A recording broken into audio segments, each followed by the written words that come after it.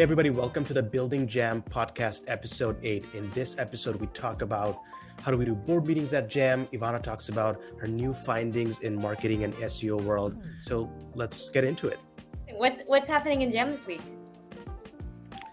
Board meeting. Board meeting. My favorite time of the year. Okay, so the board meeting. Why are you so genuinely excited about this? About making a slide deck for the board?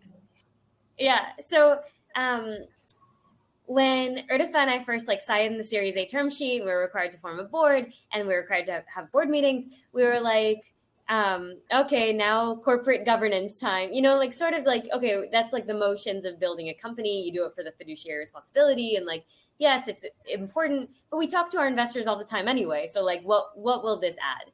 And actually, genuinely, every single time we do a board meeting, having to prep for it and anticipating what questions an outsider is going to ask about our business and then going to solve those questions. And then those answers will bring up new questions that we have that are the next logical questions. And so we sort of do this every 3 months wormhole through the business. And we learn so much because otherwise we just wouldn't spend 40 hours this week doing data analysis. It's the thing that pushes us to do it. And it is so genuinely wonderful every single time.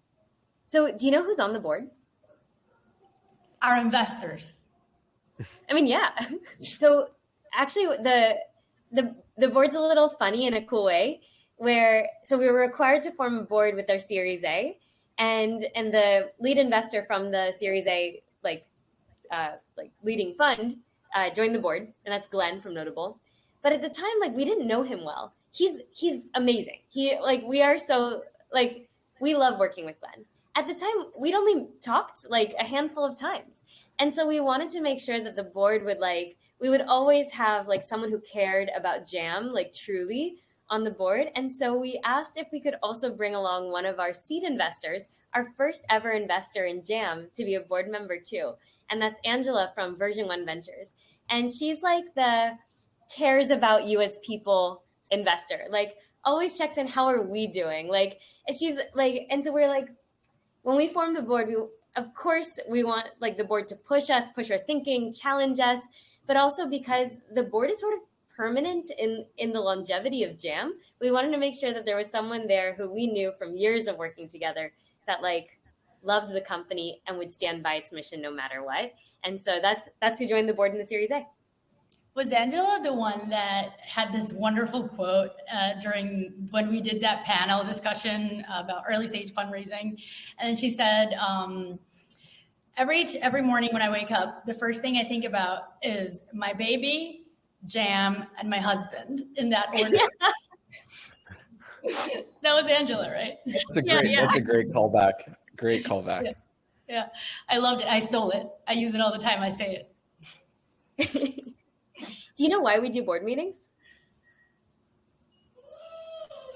To let investors know how we're spending their money? Yeah, partially. It's our fiduciary responsibility. But more than that, we're so lucky. The folks on the board have watched the startups we're aspiring to follow in the footsteps of grow from 0 to 1. Glenn at Notable was an early investor in HashiCorp, and I think a board member, and in Zendesk, and early in Slack, Airbnb. It's the companies that inspire us. And so it's really cool to get their perspective because we're so focused in on Jam. And we're here's everything that's happening. We see this little focus of the world. And they're yes, in the early days of Slack, da, da, da. And it's oh, cool. Okay. That's how you build a startup. It's just, it's this amazing perspective. It's very cool. Is there anything as you started to do this now that I guess really surprised you about how these board meetings go compared to before you were a founder? I had no clue. But whenever I think about, if you close your eyes, right? And everyone should do this. If you're listening to this, you should do this. When you think about board meeting, what do you think about? Because what I think about is this giant cold room with like glasses of water. Everyone's wearing a suit, and and when you're, let's say, editing like a picture or like a video, it's like that very gray or bluish kind of vibe, right? Like that's what I thought like board meetings Yeah. were. Hate to break it to y'all, it's not like that. At least not our board meeting. Are there at least like baked goods involved? When we start doing in-person board meetings, we should have baked goods. The way I think the one big takeaway, like if you think about like what at least our board meetings are, like of course, like Dani said, there's a lot of exchange of information, how the company's doing, what we're going to do next. But you have to really think about it as like a team, like problem solving session, because you're trying to, each board meeting is sort of like a milestone for our company. That's how it has been for us. Each milestone, there are new challenges, new opportunities, and it's not just the team that's like thinking about trying to solve the problem, but your board members and people who are in the board meeting, they're also brainstorming with you and sharing their insights from looking at all these other great companies like Dani talked about, sharing and doing like a pattern matching thing there to help us solve those problems. One thing that's different about like how we show up to these meetings versus like how we show up typically is we're trying to get like an outside perspective, someone who's not like in the weeds every day. What do they think when they see the full picture? And so we really try to paint a full picture. It's not, and so we're like, here are the highlights, here are the low lights, like here are things that are keeping us up at night. And we're seeing like, are they afraid? It's sort of like when you go to your doctor, it's like how your doctor reacts is how you know you should react, right? If your doctor's not nervous, you're not nervous. Or if like you go ziplining and the guide is not nervous, you're like, cool, I can do this. I've not been ziplining in the last 10 years. Like, I don't know why that's the example, but and so I think like we sort of overemphasize like, hey, like these are like warning errors, like, or warning spots. Like, what do you think here? And so we're sort of highlighting things that usually like, might even just be very future, like, I don't know if that makes sense, but we even like just filter the information differently because we really want this like honest view. Yeah. That's cool. I have like a weird question. It's kind of weird, and like maybe we cut this out, but maybe you want to answer it. I don't know.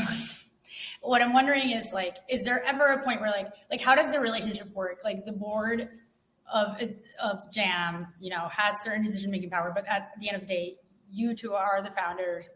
And so it's like, you decide, right? The direction of the company ultimately, or do they sort of also like weigh their thing weighs a lot too? Well, so here's a question for you. So the role of the board is, it's fiduciary responsibility, right? It's to make sure that we're wisely spending their LP's money and the investors' money, right? How do they influence the governance of the company? Like what levers can they pull? Mm-hmm. I don't know. I feel like if I was on the board, I would be like, I would try to just convince you to see things my way with like, like sweet candy instead of like, bad, awful stuff. So I'd be like, look at these other companies that I have already invested in. Look at Airbnb. They listen to me. So you should too. But I wouldn't be like, you have to do this or I'm going to cut you off. Like, I wouldn't do that. Concretely, they can fire you though, Dani, right? Like that's the part of what they can do. Yeah, that's ultimately the influence of the board, right? So there are a few things that they vote on, but it's very few things. It's like allocation of equity. So one conversation that we have all the time in the board is Jam gives way too much equity to early teammates. And why do we do that? Because it's win or lose. Like we want everyone to win together, lose together. The sport is a team, but we also have to make sure that we're leaving enough equity for future hires. And so there's this balance, and we're on the side of like, give more now. And they're on the side of like, you have a whole company future ahead of you. And so like that's a big discussion always. And it comes down to a vote. But of course, like it's a very trusting board. No one has ever voted against the equity allocations. They vote on how we allocate the treasury. So like if we wanted to buy Bitcoin or whatever, like as a company, we would put that up to a vote. And then they have like a decision over who is the CEO. And that's one way that they wield influence. And the interesting thing for us as founders is when you're raising your Series A and you're choosing your new board members, essentially, they are actually longer term to the company than you are as founders. And so you really care who they are, because like they are the lifeline that is constant in the company no matter what. And if you care about the company, which you do as founders, you want to make sure that it's like people who you trust, who care about the mission, who care about your users, is it's almost like hiring an important hire that you can never let go, right? It's like the most important hire you will make almost. And so that's quite interesting as like a funny decision you make along the way. So not everybody who is an investor in Jam is on the board, right? Like, do you guys pick those seats? Who picks them? Or like, does the smaller board pick the bigger board? It's a negotiation. It's like, hey, I'll lead the Series A, but it's a lot of money here, so I want governance over the company. And like, what you guys discuss, like in the board meeting, do you all talk about like, is it just like sort of like business, like market and TAM and SAM and percentages and data? Or is it like also, and we launched this feature and this is a product roadmap and this is, look at this amazing design that Chris made. Like, or is it more just like business? All of the things that we do on the product side, we do for a reason, right? Like it's because they expand our TAM. It's because they increase stickiness of the product. And so we do talk about products. And when something is not new, we'll even demo it. Like this time we're going to do 2 demos that Maya just recorded videos of, and we're going to play them and like talk over them. But it's always in lens of why are we doing this? Like what's the strategic value of this? And when we talk about the product roadmap, it's the same. So it's like at a high level bird's eye view of the company. That's cool. I can't wait to see all the things next week. I'm excited. I'm so excited to share it. Maybe like my last thought here is one thing that Irtefa always says right after the board meeting. So we'll do the board meeting, and then the next day at stand up, Irtefa and I will share with the team. And every time after the meeting, Irtefa always says, I can't wait to share with the team. We have such smart people in the room and I can't wait to hear their thoughts. And so I think my last thought on like board meetings and what's coming up this week is, I 100% agree with Irtefa. I think the best part is then we get to take back all the board feedback and their questions and their thoughts and the deck itself to the team and have a group discussion. And it really pushes the business forward, I think. What else is happening at Jam this week? I was just going to, and that's it, folks. Is there anything else? Yeah, I can talk a little bit about something completely unrelated, not about the board. But so this week, what's sort of a little bit top of mind for me is, okay, so I'm sort of trying to become a little bit more of like the technical marketer, like on the technical side of marketing, like, like SEO optimization and Google ads and paid media and all that sort of thing, right? And what I'm discovering is, one, I don't hate it. There is something, we always say like gut, trust your gut. There's something really comforting about just seeing the data and just being able to like test 5 different versions of copy and being like, okay, now I know for sure that this one performed better. So there's like a beautiful part to it that I really like. And then there's like this really stressful part of it, which is like not knowing, right, how to do it.